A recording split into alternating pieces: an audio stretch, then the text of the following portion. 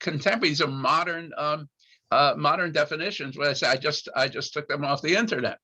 Now let's do the next thing here. Now the thing is that this distinction between the good guys and the bad guys is already found in the Bible. So let's somebody read this here and on this slide. The Lord said to Moses and Aaron, when Pharaoh says to you, perform a sign, then say to Aaron, take your staff and throw it down before Pharaoh, and it will become a crocodile. So Moses and Aaron went to Pharaoh and did just as the Lord commanded. Aaron threw his staff down in front of Pharaoh and his officials, and it became a crocodile. Pharaoh then summoned wise men and sorcerers, and the Egyptian magicians also did the same thing by their secret arts. Each one threw down his staff, and it became a crocodile. But Aaron's staff swallowed up their staffs. Yet Pharaoh's heart became hard, and he would not listen to them, just as the Lord had said. Yeah. Now, in most translations, it says they became serpents, or Aaron made a serpent. And you'll see one of the slides I have, they show it using serpents, but actually it's correctly understood as, there's one Hebrew word, tanin, which can mean anything kind of twisty and scaly. So they'll use the same word for a snake, a crocodile, and even some sea creatures. So this, I think, is the correct translation. And by the way, crocodile is a very big deal for non-Egyptians when they're describing the wonders of Egypt. They always pointed to the crocodile. That's kind of like for the outsiders, that's the thing that really represents Egypt. And of course, it makes a lot of sense because a crocodile has a big mouth, right? So it makes a lot of sense that he swallowed all these things. There is a way of distinguishing between a crocodile and an alligator in terms of the jaws, but I'm suggesting if you can't tell the difference, don't get too close and try and figure out which one it is. So just keep that in mind. Okay, so this is this slide. So so what you see here is what this shows you that those original definitions that we began with is they did the same thing, only it's by their secret arts. So I'm making this point again. The biblical writers do not deny that the Egyptian, actually magician is not the right word, but it's close enough. The Egyptian ritual experts would be a good neutral term. They do the same thing, but it's good when Aaron does it, and it's not a good thing when the other guys do it. Next one, please, Sonny. Yeah, this is a nice. Hey, Rick, can I interrupt and ask a question? I'll call on myself. Sure. The question on the snakes being thrown down, we all know if it didn't happen now, it probably didn't happen then. So how do the Orthodox, when they read this, and if in fact they believe everything in the Bible is true, how do they reconcile something that they know probably didn't happen? Well, let me put it this way. You are not alone, Norman, in asking me this question, what do the Orthodox say? This presumes that I know what the Orthodox say. But basically, it would be explained as a miracle. And they would go along with the biblical definition that when Moses and Aaron do it, it is a miracle. And when these other guys are doing it, it's according to their secret arts. And that is an accurate reading of the Bible, because that is the biblical, that the Bible makes that distinction. So it's fundamentalists would say, well, we don't know how these things happen. They wouldn't say what you, a sophisticated person, would say. Well, nature hasn't changed in the couple of thousand years since this was written. But again, the biblical writers don't know about nature. Okay. Okay. Where were we? On the slide. On the slide, yeah. So you can see it's a really nice slide here. And here they're using the assumption that it's a serpent, but it's so that's pretty clear there. Okay, Next good. one. Next one, please. Oh, okay, here's another goodie, and this is from Exodus 17. So let's get a reader here. Amalek. Oh, Steve, you may Amalek know. came and fought with Israel at Rephidim. Moses said to Joshua, "Pick some men for us and go out and do battle with Amalek. Tomorrow I will station myself at the top of the hill with the rod of God in my hand." Joshua did as Moses told him and fought with Amalek, while Moses, Aaron, and Hur went up to the top of the hill. Then, whenever Moses held up his hand, Israel prevailed. But whenever he let his hand down, Amalek prevailed. But Moses' hands grew so heavy. They took a stone and put it under him, and he sat on it, while Aaron and Hur, one on each side, supported his hands. Thus his hands remained steady until the sunset. Yeah, now Amalek, this is the traditional enemy of ancient Israel. So there's this fight here, and they do battle, and notice Moses is going to stand on top of them with the rod of God, which some people might call a kind of magic wand. He's got this miraculous rod. He splits the sea with it. So he does it, and then he get this thing. Whenever he held up his hand, then the battle turned in favor of Israel. And of course, when he let it down, the Amalek prevailed. So naturally, it's not that easy to hold up your arms for too long. So what do? They take a stone. And so Aaron and Hur is a relative. By the way, this is where General Lew Wallace got his book Ben-Hur. Ben-Hur. And then of course you know the movie, but that's where they took this name from. Okay. I think there's a. Okay. Here's a nice one. See here. There's a good one. They're both holding up his hands. I guess they didn't get tired, but it seems to have worked. Next one. Okay, yeah. Now now let's see what the problem is for the rabbis. Somebody A here? reader. Please. And the Mishnah, and it came to pass when Moses held up his hand that Israel prevailed, and when he let down his hand, Amalek prevailed. Did the hands of Moses make war when he raised them, or break war when he lowered them? Rather, the verse comes to tell you that as long as the Israelites turned their eyes upward and subjected their hearts to their Father in heaven, they prevailed. But if not, they fell. Now here you can see that the rabbis have a problem because it makes it look really automatic that just holding up his hands made them win. So they come up with an answer, which I don't know, for some of us might not be a big improvement. That is, they turned their eyes upward and subjected their hearts to the Father in heaven. But so they have to like step back one. That it's not automatic. And by the way, in an early Christian writer who also had trouble with this, just at the hands of Moses do this. So he gave a very good answer, and that is whenever Moses made the sign of the cross, then Israel won. You see, but you can see in each case there's a slight problem, and the solution again does not, in either case, of the Jewish case or the Christian case, does not seem to me to be much of an improvement. But that maybe that's just me. Bob has his hand up. Bob has You his have hand a up. few hands up. A few hands. Okay, I'm gonna hands. stop the I share. just find it's hard to, if you have your eyes looking up toward heaven, it's hard to aim toward your enemy. Is it? Jerry, you want to go?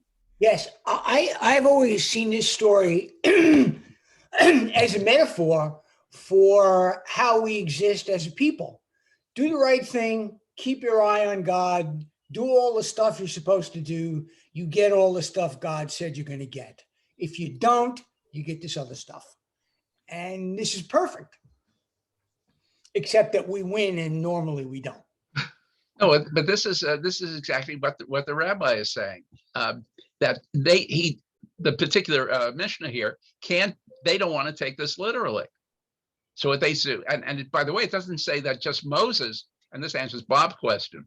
It doesn't say that just Moses kept his eye on his Father in heaven, but all the Israelites did. So you're absolutely right. Yeah. Back. Okay. Okay, here's another nice story here. Reader, please.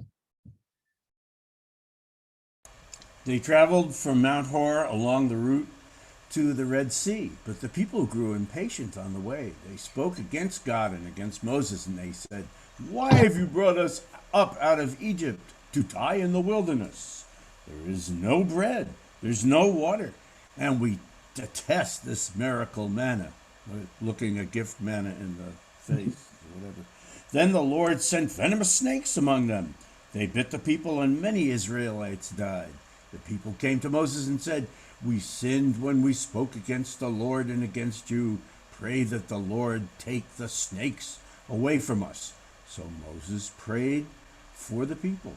The Lord said to Moses, "Make a snake and put it up on a pole. Anyone who was bitten can look at it and live."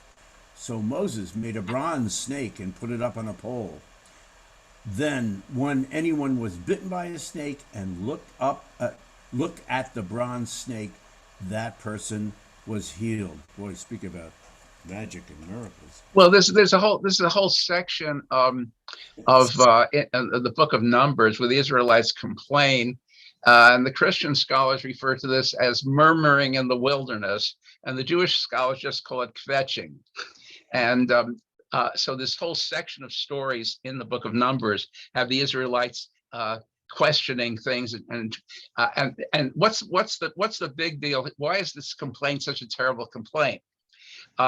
It says, "Why have you brought us out of Egypt to die in the wilderness?"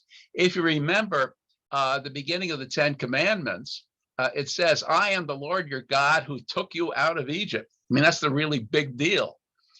So to say, "Why did you take us out of Egypt?" I mean, you can't do much worse than that. The other thing to remember is that in the Bible, God gets very easily offended, and Moses is not that good at it either. But God gets always offended, so naturally, because the people complain, he sends venomous snakes, and many people died. So Moses goes to God and say, "Well, what can we do about this?" And God tells him to do this: put this snake on a pole and make a bronze stake on a pole, and people will look at it and live. Okay, so Yeah, Steve has a Steve, yes. hand up, yeah. I noticed that there's a similarity between God, instead of removing the snakes, suggesting an alternative, and the story in the book of Esther, and where the king can't withdraw his pronouncements, and you have to do something else. So that, like, the magic seems to work, that you can't withdraw, you have to have some kind of remedy for it, but it can't just be disappeared. And I'm wondering whether that's part of the belief system or just the writer's ideas. Well, there are a couple of things going on. One is the technique itself is because this is apotropaic. You make something that symbolizes the bad thing, right, and use it to cure. So that's one thing. The other thing is you have to realize that most of the stories in the Torah are attempts to explain things that existed. That is, they're what we call etiologies. That's a term that that people in biblical and classical studies stole from medicine. We're looking for causes, and so most of the narrative in the Torah especially is etiological. That is, it explains why things happen the way they do. A good example is, for example, why does a snake crawl on the ground unlike an ox? And what's the answer? Well, once upon a time, The snake was upright just like every other animal, but because, of course, you all know the snake got Adam and Eve in trouble and was cursed by crawling on the ground. So there's always been an attempt to explain what is, and I think this fits into that category. Norman has his hand up. Norman, please. Yes, I think I read someplace, since no one knew what manna actually was, it was different things to different people and what they thought it was. And yet here it says, we detest this miserable manna. I mean, why are they saying that if in fact it represented something that they liked? Well, they didn't like it. By the way, what's the last time? I'm taking a survey here. What's the last time somebody here ate insect secretions? Anybody? Did you enjoy it? That's what manna is. Okay, it's a secretion of an insect. The biblical story makes it much more gives far greater quantities than actually exist. But there is such a thing as manna. And as I say, it's been there are people who deal with ancient flora and fauna, and they have and they're the ones who realized what manna is. In fact, according to them, the term man is still used in Arabic to describe this, but it comes from an insect secretion. It's enough. You could live on it. Especially if you're an insect. No, you could live on it, but but you wouldn't like it. The Jews are to the manner born. That's obviously. To the man. Right. But what Norman is asking is rabbinic. That's about whatever you wanted to do. Yes, you're right, Norman. What you read was correct. According to the rabbis, it tasted like whatever you wanted to. So often the rabbinical the rabbis will elaborate on the biblical stuff, and this works very well because in this story, because why should they complain? I mean, this manna, if I wanted it to taste like a good pastrami sandwich, that's what it tastes like. So that the people are complaining about this, that justifies God's anger and his punishment of them.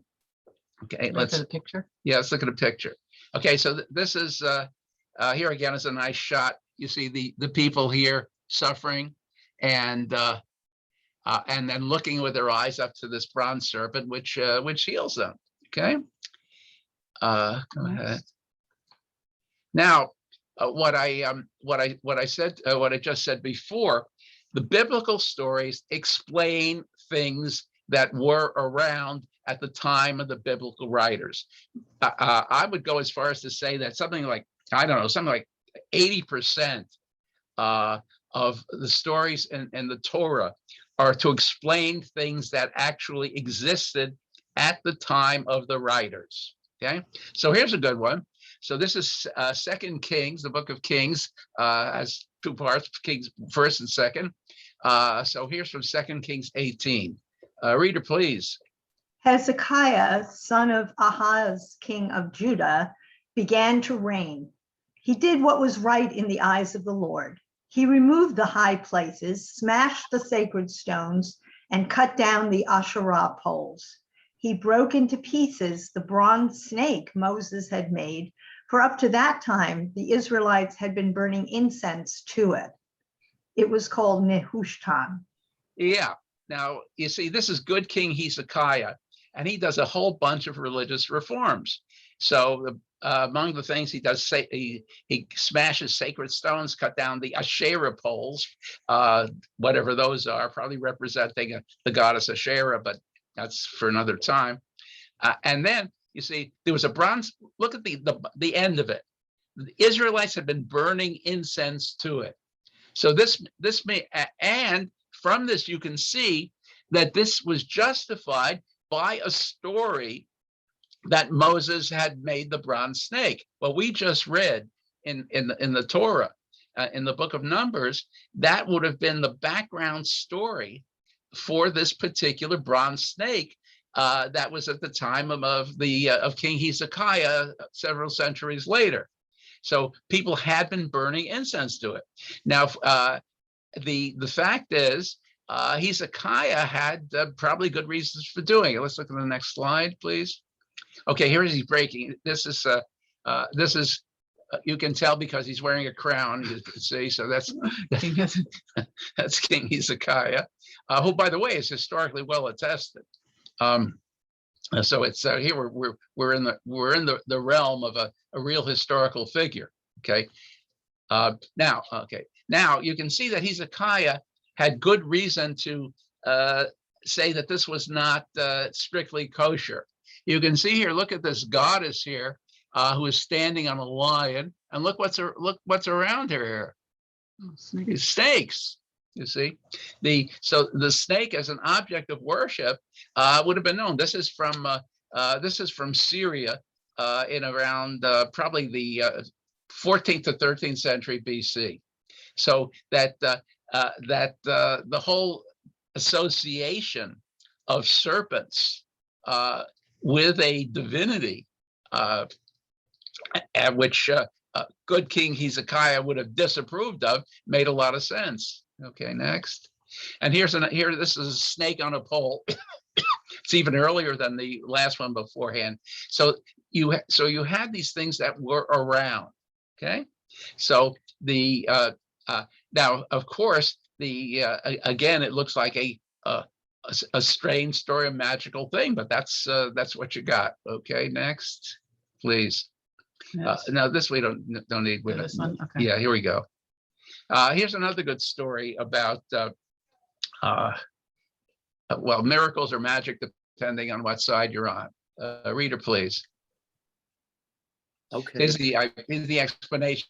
Can I go twice? This King Ahaziah didn't like what Elijah had said. That's not in the text. I'm just giving it so you don't have to read the whole thing. So you don't read. There's a long story here. Then he sent Elijah a captain with his company of 50 men. The captain went up to Elijah, who was sitting on the top of a hill, and said to him, "Man of God, the king says, come down." Elijah answered the captain, "If I am a man of God, may fire come down from heaven and consume you and your 50 men." Then fire fell from heaven and consumed the captain and his men.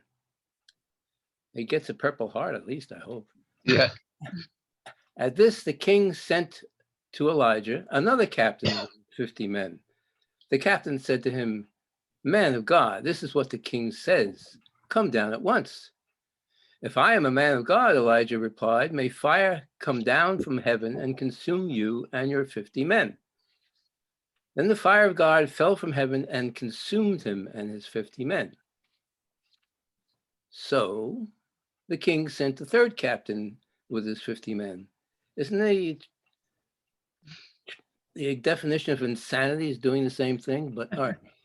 Well, you look. I don't have to tell you that we always tell stories. The first two, and then we come up with a third. Yeah. So the king sent a third captain with his 50 men. This third captain went up and fell on his knees before Elijah. "Man of God," he begged, "please have respect for my life and the lives of these 50 men, your servants. See, fire has fallen from heaven and consumed the first two captains and all their men. But now, have respect for my life. Keep going. Please." Yeah, keep going. Okay, so here's a nice pictorial representation of the fire from heaven. And again, it's like a magic or miracle. He doesn't even say, "God, send the thing down here." He just says, "Let it happen," and sure enough, it does. Okay. Okay. Here's this is a question or anything? Nope. Okay. My next. This is one of my favorites. From there, Elisha went up to Bethel. As he was walking along the road, some boys came out of the town and jeered at him. "Get out of here, Baldy," they said. "Get out of here, Baldy." He turned around, looked at them, and called down a curse on them in the name of the Lord. Then 2 bears came out of the woods and mauled 42 of the boys. And he went on to Mount Carmel, and from there returned to Samaria. So there's obviously a moral here, don't make fun of bald people, especially if they're prophets. At least Yeah. some of them. Yeah, so he just curses them in the name of God. Let's see the next one. The illustration. This is my favorite illustration here. You see, take a look here. Question from Barry first, I think. Just curious, where did the 42 boys come from? Why was such a specific Thank number? you. My question too. Yeah, I don't know. It's a big number. That's for sure. I can't. It's not symbolic in any other place I know. But I think they were looking into the future, like Jackie Robinson or something. well, looking into the future, what some of the rabbis said was Elisha saw that no good would ever come out of these kids. They'd all grow up to be no good. And so he figured, why, what was that movie with Tom Cruise? Oh, Minority Report. Minority Report. That Elisha saw into the future that none of these kids would come any good. So why wait until they grow up and do terrible things like commit murders, and then you have to execute them? May as well get it out of the way, and it just prevents a lot of harm. Where did this illustration come from, brother? I have to ask. I didn't write it down. It's obviously medieval, but I didn't write down the source. But I just like it. I just love those bears. There are a lot of illustrations of this. Yeah. It's like a dark Sendak. Yeah. Except that they can't tell he's bald. He's wearing a hat. That's right. Well, he covered up afterwards. Okay. I think Dan has his hand up. Yeah. Already commented. Already commented. Okay. So next. Okay. So now we go from there to the Talmud, to the that part of that, this tractate, they like that word, the book of Talmud called Brachot, which has a whole bunch of great stories. So let's look at this one here. Rav Papa said to Abayi, "What is different about the earlier generations for whom miracles occurred, and what is different about us for whom miracles do not occur? If it is because of Torah study, in the years of Rav Yehuda, all of their study was confined to the order of Nesikin, while we study all 6 orders of the Mishnah. Moreover, Rav Yehuda would simply say, there are the disputes between Rav and Shmuel that we see here. And we, in contrast, work with 13 versions of Okatzin. Yet, with regard to miracles, after declaring a fast to pray for a drought to end, when Rav Yehuda would remove one of his shoes, the rain would immediately fall. Whereas we torment ourselves and cry out, and we go unnoticed." Now, one of the interesting thing here is that they say that here you have these rabbis who were a couple of centuries, if at most, maybe a century and a half after Rav Yehuda. They already think that the age of miracles is past. You see, so they think that the century or so earlier before them, there were miracles and they could tell stories, and they need to, and they're wondering why has this age of miracles passed? After all, now here you see something. One of the beliefs among the rabbis was that the rabbi could perform miracles because of the rabbi's Torah.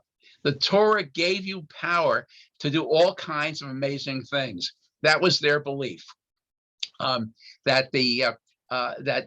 Torah study empowered the student of Torah. So they're saying, well, if that's the case, we study a lot more than the time of Rabbi Yehuda. They did X, Y, and they did like one thing, the order of Nezikin, and we go through all the orders of the Mishnah. Our Torah study is much more developed. And the same thing where he would tell us Rabbi Yehuda's generation only kept track of a few small disputes. We have got all this material here, and yet it doesn't work for us, even though it worked for him. So that the age of miracles is past is a thing that actually works through all later generations who read these earlier stories and say, how come miracles don't happen anymore? But this is a miracle, though, isn't it? What? Rabbi Yehuda removed one of his. But fists. Rabbi Yehuda was the earlier generation. Ah, You see, Papa asked, what in the days of Rabbi Yehuda, we study more Torah than. Let's go back again. What gives rabbis the power to work miracles is their Torah study. The more Torah, the more power. That's the rabbinic myth that really persists in the Talmud. What if you knew Torah, you could, and we'll see some more examples of in a minute. If you were a master of Torah, you could master almost anything else. So what Abai is complaining that a couple of generations before him, Rabbi Yehuda could work all these miracles, could make it rain, but that doesn't work. But how do we explain this? We do a lot more Torah than Rabbi Yehuda did. So we should, if he was able to perform these things, we should be able to. And yet, when we declare a fast to make a drought end, it doesn't work. mm. So- Dan has his hand up. and Dan? Barry, yeah. So I'm going to stop the share. I guess I'm wanted to comment on only 100 or 150 years. It's amazing how facts can go by the wayside. That we believe that 100 years later, yeah, they could do miracles. At least that's what we've heard. It's amazing how history changes. There's some interesting articles in today's news about how history can be changed very quickly, from protesters to Antifa and tourists, for instance. Right.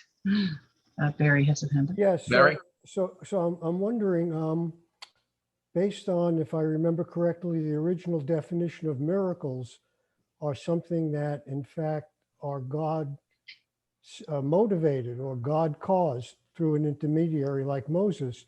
How would the rabbis now in the Middle Ages argue, or what would they argue, that the absence of miracles has something or nothing to do with the presence of God? Wouldn't it be, if there are no miracles, it means God is not allowing or causing them to happen? Well, no, the answer of is it's got to be my fault. It's our fault that we poor sinners. It's because of our sins or our lack of doing enough positive mitzvot or studying Torah. What's very common in religions in religion is this notion of theodicy. We have to justify God. So if we believe that God is in control and if we pray right and act right, good things will happen. Well, then we have to explain why bad things happen. And the answer, a common answer, it's in ourselves. We must have done something wrong. Okay, ready to go back? Yeah. Okay. I thought I saw Sue's hand up. Sue? Sue? Actually, I was gesturing to Gordon, but what I was saying to him was that all religions have messengers that don't perform or cause the miracles, but can either predict them or plead to God for it. And the best example I can think of is in the Catholic Church. When you are made a saint, it is not because you performed the miracle and made it happen, which many, many people misconstrue. It's because by praying to that person, that saint, a miracle then happened.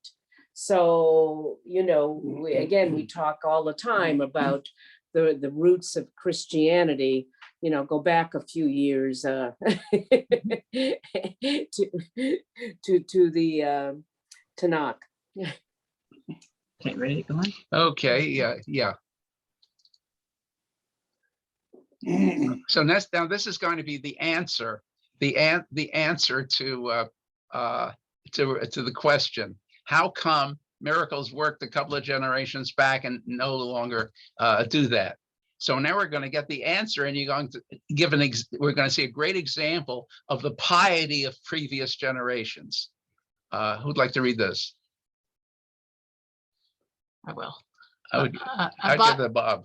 I'll do it. Abaye said to Rav Papa, the previous generations were wholly dedicated to the sanctification of God's name. Well, we are not as dedicated to the sanctification of God's name. For example, Rav Ada bar Ahava saw a non-Jewish woman who was wearing a garment made of a mixture of wool and linen, which is forbidden by the Torah. Since he thought that she was Jewish, he stood and ripped it from her. It was then divulged that she was a non-Jew, and he was taken to court due to the shame that he caused her, and they assessed the payment for the shame that he caused her at 400 zuz. Yeah, this is a good example of piety, that he rips the clothes of this woman. But this gets back to what Barry asked. You find a reason, a justification. Yeah, okay, we studied more Torah than in the generation of Rabbi Yehuda. That's true. We did that. However, we were not as pious, and we're not the reason we're not able to make miracles. Yeah, we're great in Torah, but we weren't as dedicated to sanctifying God's name. And here's an example of sanctification of God's name: the zealotry to make sure that no Jewish woman violated the biblical commandment about wearing a garment made of the forbidden mixtures of linen and wool. Unfortunately, she turned out not to be a Jewish woman. Okay. Okay, here's another good one. Reader on that one. Rava said, a person is obligated to become intoxicated with wine on Purim until he is so intoxicated that he does not know how to distinguish between cursed is and Haman and blessed is Mordecai. Wow, okay. Rabbah and Rabbi Zira prepared a Purim feast with each other, and they became intoxicated to the point that Rabbah arose and slaughtered Rabbi Zira. The next day, Rabbah prayed and revived him. The next year, Rabbah said to Rabbi Zira, let the master come and let us prepare the Purim feast with each other. He said to him, miracles do not happen each and every hour. Yeah, that's another good one. Some of you have probably seen this. You have seen this thing, this mitzvah, that you're supposed to get so drunk that you can't tell who are the good guys and the bad guys. But the follow-up, and of course, that's the principle. And then they show you how actually a couple of important rabbis fulfilled this mitzvah of getting so wasted that one of them slaughtered the other. Naturally, I guess it's the next morning or something like that. So, and so Rabbah prayed and revived Reb Zera, and then he invites him to come next year. He said, hey, let's do this again. And the Rabbi Zera says, well, I'm not sure it's a good idea, because we can't count on this happening. Miracles happening all the time. He's saying, I'd rather not get slaughtered. I don't want to take my chances again. Don't press your luck. Don't press your luck. Exactly. Okay. Next one. Yeah. Okay.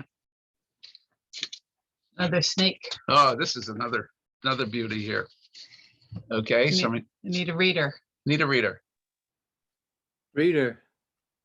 Oh, A woman who is seen by a snake and does not know whether it has directed his attention toward her or whether it has not directed his attention toward her, she should remove her garment and throw it before the snake. If the snake wraps itself in the garments, it is an indication that it has directed his attention toward her. And if not, it is an indication that it has not directed his attention toward her. What is what is her remedy so the snake will leave her alone? She should have relations with her husband in the presence of the snake. Some say if she has relations in front of the snake, all the more so that its desire will become stronger. Rather, she should take from her hair and her nails and throw them at the snake and say the following to it: I am a menstruating woman, Dashtama, a woman whom a snake has entered. Let them spread her legs and place her on 2 barrels and let them bring fatty meat and throw it onto coals. And let them bring her a bowl of cress and fragrant wine and place them there and mix them together. And she should take tongs in her hand, as when the snake smells the fragrance, it emerges. And then one should take the snake and burn it in the fire, for if it is not burned, it will come back into her. Yeah.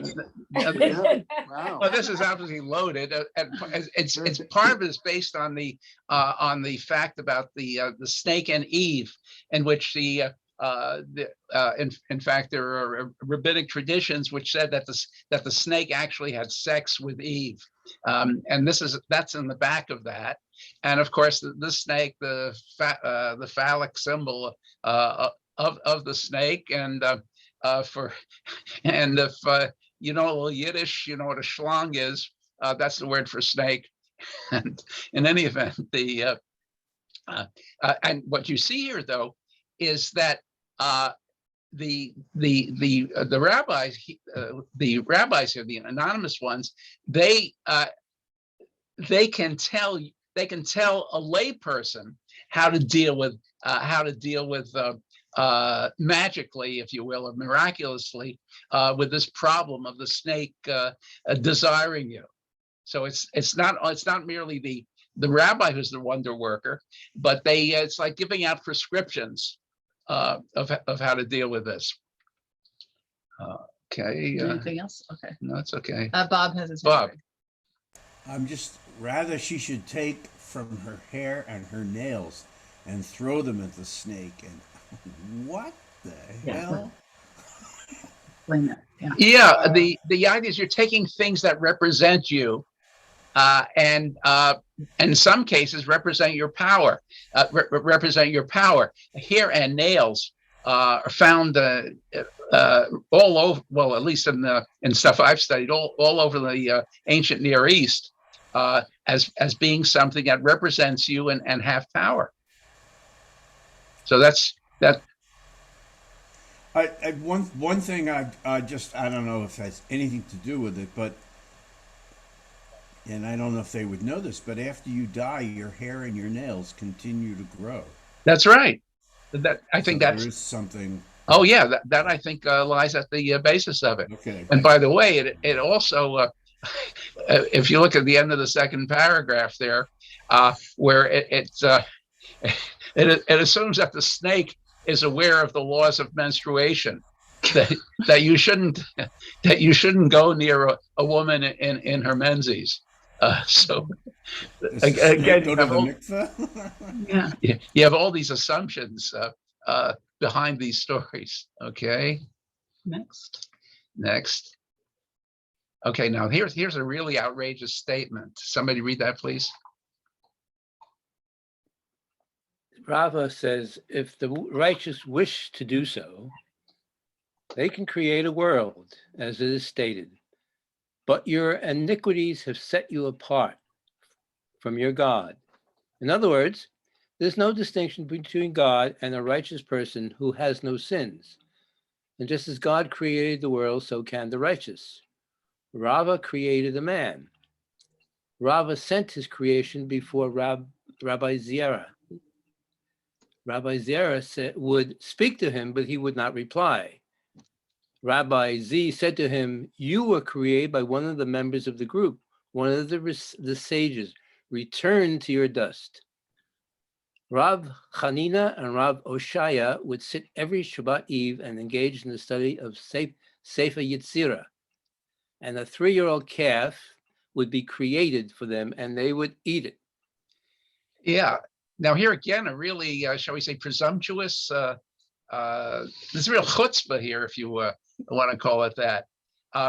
The Rava says the righteous can create a world. Now what he does is he quotes here of the book of Isaiah chapter 59, where the Hebrew says, your iniquities have set you apart from your God. But the context here is your closeness to God, your ability for to be in a decent relationship with God. You can't have that because you're sinful. That's what the prophet says. God is not close to you because of your sins. But Rava takes, it's a very clever thing. He takes this word "sets you apart" to mean distinguished you from. In other words, if it weren't for your sins, you could, a mortal, of course, a righteous mortal, meaning someone like Rava, would be able to create a world.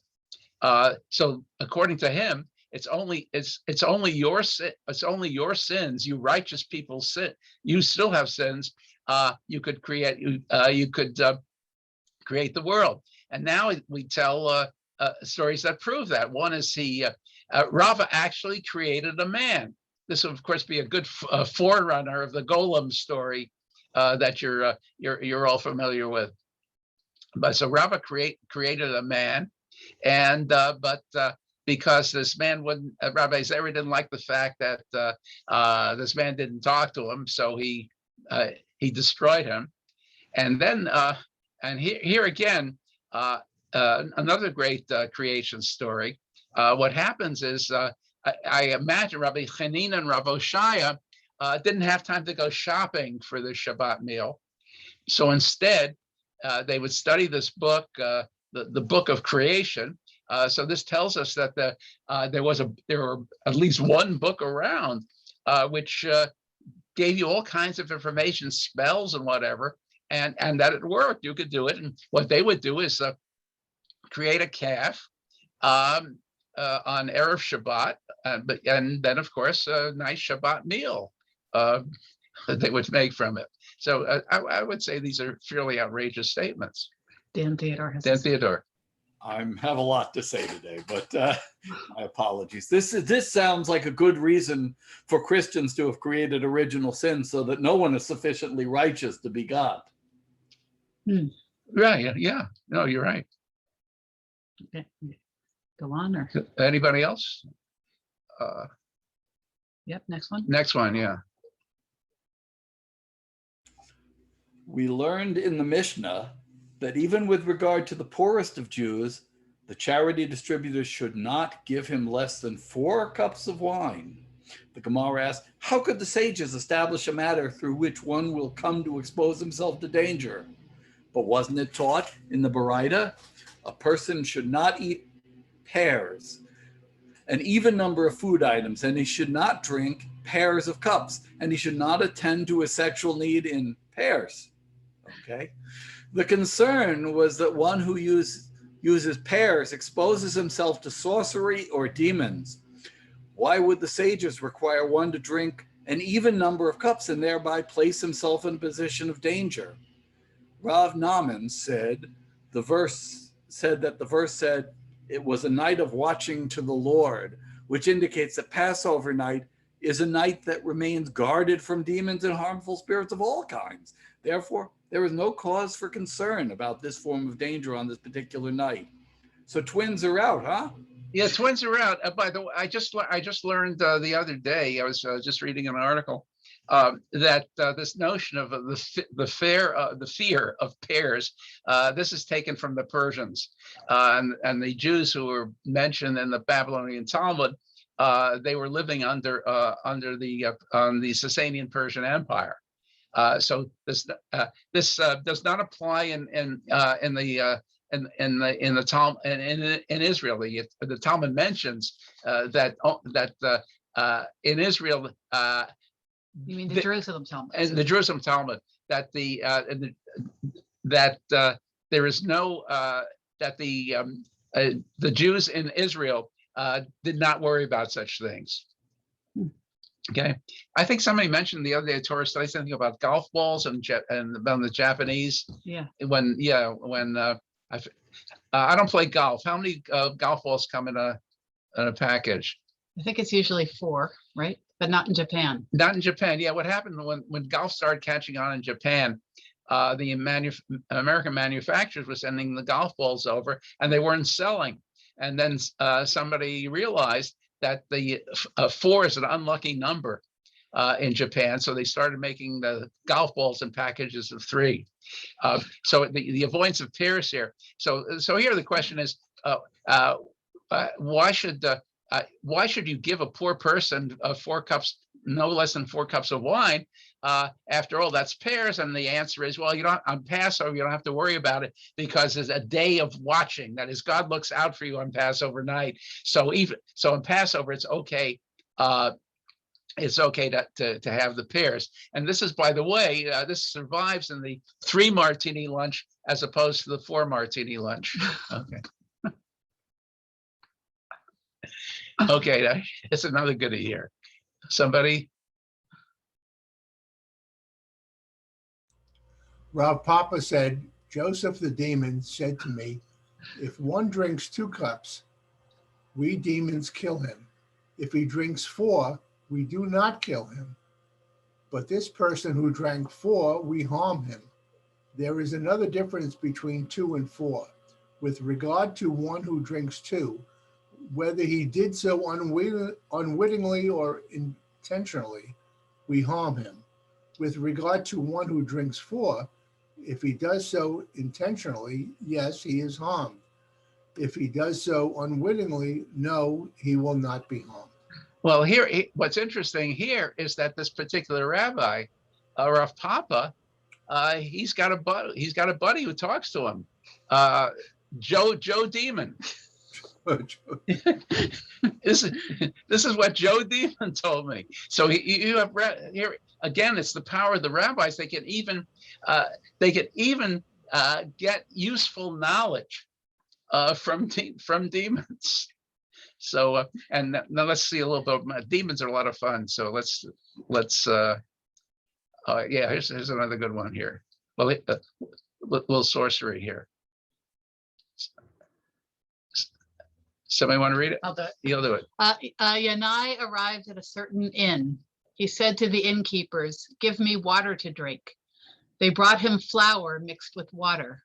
He saw that the lips of the innkeeper woman were moving, and he cast a bit of the drink to the ground, and it turned into scorpions. And he understood that the innkeepers performed sorcery on the drink. Yanai said to them, "I drank from yours, you too drink from mine." And he also performed sorcery on the drink. He gave it to her to drink, and she turned into a donkey. He rode upon her and went to the marketplace. Her friend came and released her from the sorcery, and people saw him riding on a woman in the marketplace. Again, I don't know what to say here, but but what you can see here is that he's able to do as well as the sorcerers can do, but you can see that the friend of this woman is able to release her from the sorcery. So I just like that image here. It's unpacking it could be a lot of fun. Okay, let's continue here. Now here are demons, and demons are a way of explaining the world, explaining things that you can't explain. And this is from the Talmud, from Brachot again, from page 6. Somebody? The reader? Reader. It was taught that Abba Binyamin says, if the eye was given permission to see, no creature would be able to withstand the abundance and ubiquity of the demons and continue to live unaffected by them. Similarly, Abaye said, they are more numerous than we are, and they stand over us like mounds of earth surrounding a pit. Rav Huna said, each and every one of us has 1,000 demons to his left and 10,000 to his right. God protects man from these demons. As it says in the verse, 1,000 may fall at your side and 10,000 at your right side. They will not approach you. Summarizing the effects of the demons, Rava said, the crowding at the Kala, the gathering for Torah study during the months of Elul and Adar, is from the demons. Those knees that are fatigued, even though one did not exert himself, is from the demons. Those clothes of the sages that wear out despite the fact that they do not engage in physical labor is from friction with the demons. Those feet that are in pain is from the demons. Yeah, you see, so the demons are a way of explaining all kinds of mysterious things. One of the things, for example, they could not understand what we call crib death. There is an ancient incantation that describes how the demons work, that a baby dies suddenly without any apparent cause, no apparent illness. That's got to be a demon. And of course, he takes it even further, crowding. You feel crowded? Well, that's the demons are doing it. When your knees don't feel good, and I can certainly relate to this, and I may as well blame the demons for that too. So the idea is there are all kinds of nasty things that happen, if we can't find the proximate cause, then we blame it on the demons. Norman has. Norman. Norman, you Can't hear you. Go ahead. Got it. Why wouldn't they equally think it was God's will? Why is one God's will and one is the demon's will? That's a great question, and that's already dealt with, even in the even in late biblical books. You want to distance God. You want to distance God from doing you harm. That, for example, think of the book of Job. In the book of Job, who is it that gets Job in trouble? Satan. The Satan. The idea is, you see, when you have a monotheistic religion where God is in control of everything and still God is supposed to be looking out for you, how to explain bad things that happen? So you've got two choices. Either you can decrease God's power, or you can decrease God's goodness. The Jewish approach has been to decrease God's power. In other words, you attribute bad things to demons or Satan or something like that. So it makes God a little less powerful, but it makes God better. So that's a choice that one makes. Okay. Okay. Okay, here's demon. This is the demon. This is a demon from ancient Mesopotamia, Pazuzu. Very, very powerful demon. You may remember in The Exorcist, there's one flash where you actually see a demon, and that's this guy here, Mr. Pazuzu. Pretty scary looking guy. Yeah, but he made it into the movies. Okay, now we get to one thing. You've always got to worry about demons coming into your home. How do you deal with demons coming into your home? What's effective against them? Well, one of the things that they came up, and this is towards the later period of the latest part of the Talmud, what people came up with is using a bowl the way, if you want to trap an insect, okay, you put a bowl over it, okay? Since demons came up through the floor, they would have these bowls on the floors of the house, and they were meant to trap the demons. And there are hundreds of these bowls found. And what's interesting is you have these same kind of bowls used by Jews and Christians and Gnostics. All that cuts across all the different religious groups in ancient Babylonia. But the idea is everybody believed in demons. So the question, how do you deal with them? And the bowls were one such way of dealing with them. And now I just want to look, in closing, I want to look at By the way, trying to read these things, you really get dizzy. You see the way the What does it say? Can you well, I tell can't us? read it from here, but I'll give you I'll give you an example. I'll give you an example. Okay. Great. Okay. Here's an inscription. Would you like to read that? Okay.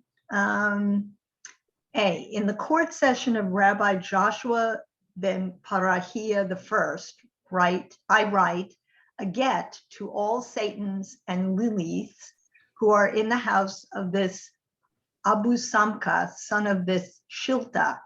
I release you by a get according to the law of Israel. Amen, amen, Salah. Okay, we stop here. Now, Rabbi Joshua ben Parachia, for some reason, he's an early rabbi, and for some reason, he was associated with the ability to exorcise people, to get rid of demons.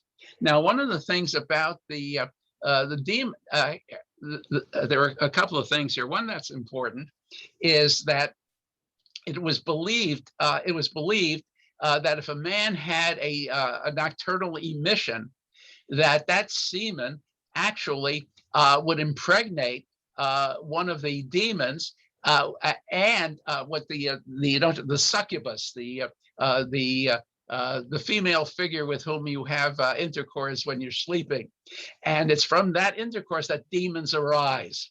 So how do you get rid of that female succubus who sleeps with you at night and causes you to ejaculate? Well, what do you do? Same way you get rid of a wife. You write her a get. And by the way,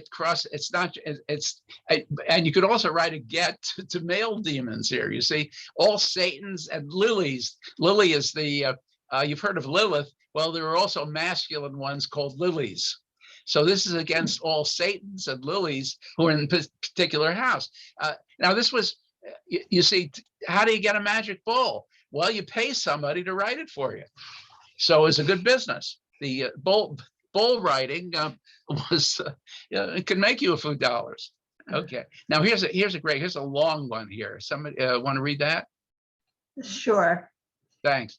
This is the deed of divorce of the accursed Lilith, which I have written for Imi, daughter of Kake, and any name she has. May she be protected and healed by the mercy of heaven from the affliction demon, from the Satan, from the Lilith, from the harm of male idol spirits and female idol spirits, from the word, from the curse of the Jews and the curse of the Gentiles, from the spirit, from sorcery and magical acts, from the sorcery of Zane, the fornicating singing girl, excuse me, and the Lilith who massacres her own children and the children of your companions, in order that you may have power over yourself to any man that you wish.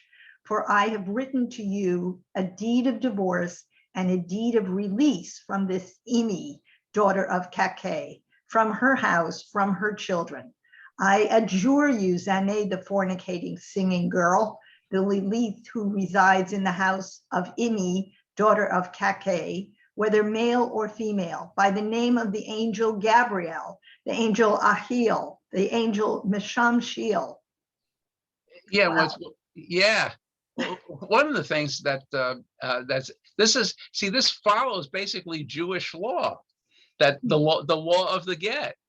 First of all, you want to make sure it's got to be written. A get has to be written to the name of the one who's being divorced. So you want to make sure you got the name right. So you add here any name she has. Okay, and then of course all these different spirits. Now this line here that I italicized, in order that you may have power over yourself to any man that you wish. This is straight out of, again, the language of the get. When a man divorces his wife and gives her a get, he has to say, now you may go to any man that you please. Of course, it has to be a Jewish man, but to any man whom and as if you write a get and say, I am divorcing you, and and you can be with any man you wish except for Sam. The get is no good. Okay. So this uses that same language. You may have power over yourself, any man you wish, go somewhere else, anybody you want. But I am divorcing you, and just to make sure that that I'm doing it right, I'm also adding some names of angels here. So what we see here is some people would call it popular religion. I don't know if that's the right term for it, because after all, the rabbis believe in it. So it's not simply folk stuff.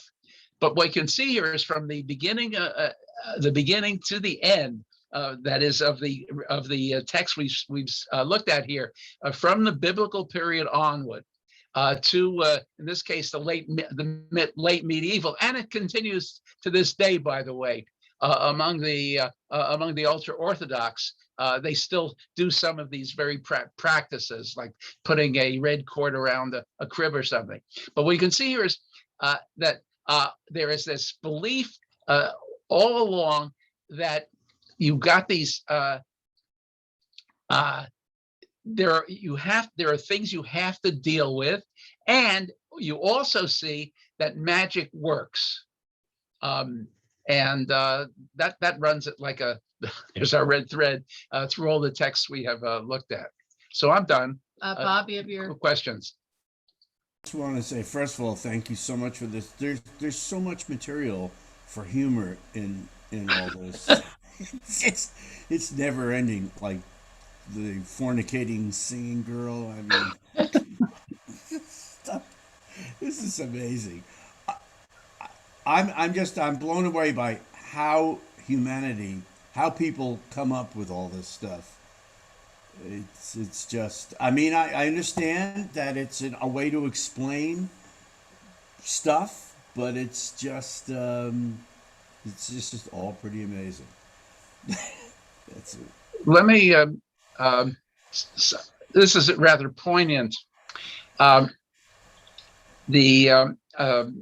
colleague of mine who was a very important scholar of history of Christianity, she lost a child at the age of 6 years on account of pulmonary hypertension, which not that long ago, 40 years ago, there was no way of dealing with it. And the kid died young. And what she said to me was her first reaction to why this happened? Why did this happen to us? Why did my son die? And she said the first thing she thought of was, well, maybe because she smoked marijuana as an undergraduate in college. People will prefer stupid answers to no answers. I mean, that's like most of us don't like to live in a world of total what's the word I want? Anarchy, Chaos. Chaos. Not in a world of chaos. We want order, and the explanations of demons is a way we can explain things and take action. That's it. Thank you. That's what we can take action. We're not powerless. Mm-hmm. Norman. Even though we are. Isaac Luria's theory of Tzimtzum, where God puts the world on automatic pilot. Could this be an explanation of why there are no miracles today? I don't know. Something to think about. I don't know. I hadn't thought about it, but thanks for raising it. No, I had not thought of it. Okay. Any other questions for David? I was just going to follow up to what you said, Norman, which was that according to some of the Talmudic scholars, it was believed that God created all the miracles on the dusk of the last day of creation, that he's in effect said, okay, we're going to need all these down in the future. I'm going to make them all now because I'm not going to make any more of them, which included the talking ass, the water splitting. All of these were created at the time of creation to be sprung at just the right moment because God knew when these things would be needed. So we've either used up everything he created, or there might be a couple still waiting to surprise us out of the closet. Who knows? Well, it's you have a good point here, certainly. By the time of the rabbis, the early rabbis, the notion of nature had already taken some root. So, so in order to explain these deviations, they said, well, that was built into the creation. So that's one of the reasons they put it that way. Yeah, these things do not. These things were built into creation. They don't. They're not outside of it. Okay, Oh, Steve. Steve Butterfest. I'm thinking that the rabbis created these demonic stories and miracles because they themselves didn't have answers to the question of good and evil and the persistence of evil or the persistence of persecution by powers greater than Jews. So that miracles and demons are, in a sense, answers to why everything is screwed up. I was going to say stronger, but I decided not to. Why everything is still screwed up. Well, it's just a way of answering for yourself or justifying your lack of control over life. And it's just, and everybody sort of indulges in it to some degree, even the skeptic. You would love to find an answer for the death of a child or a horrible incident in your life or somebody else's life that doesn't say we have no control. We are simple innocents here. Well, as I've said before, is that I always take the story of Eden and the story of Cain and Abel as these stories to explain why does life suck. And life sucks because it once was perfect and we fucked it up and we got thrown out. It's a way of explaining life sucks because it's punishment in effect, or just the result of our own actions. Well, as the rabbi said, that way you have control. Yeah. If demons are around because you sinned, well, what's the answer? Don't sin. All right. I hate to end the session with the word sin. That doesn't sound right. Bob, you have more questions? Right. Oh. Hey. Hey. Hi. This is Sylvia. Hi. Hi, Sylvia. Hi, Sylvia. Sylvia's going to be part of Torah study for the few minutes left. All right. I would love to know what in other major faiths, the similarities, because I mean I know that each, not just Abrahamic religions, but other faith groups, what their stories are, and I'm sure there are some that are similar and some that are different to explain the unexplainable. Yeah. Well, with that, I'd like to thank David for his very interesting and fascinating talk. And I'd like to thank his technical director to his right for doing a good job as well. And we'll see you all at the annual congregational meeting this weekend. All right. All right. Thank you. Thank you again. I'm Tori.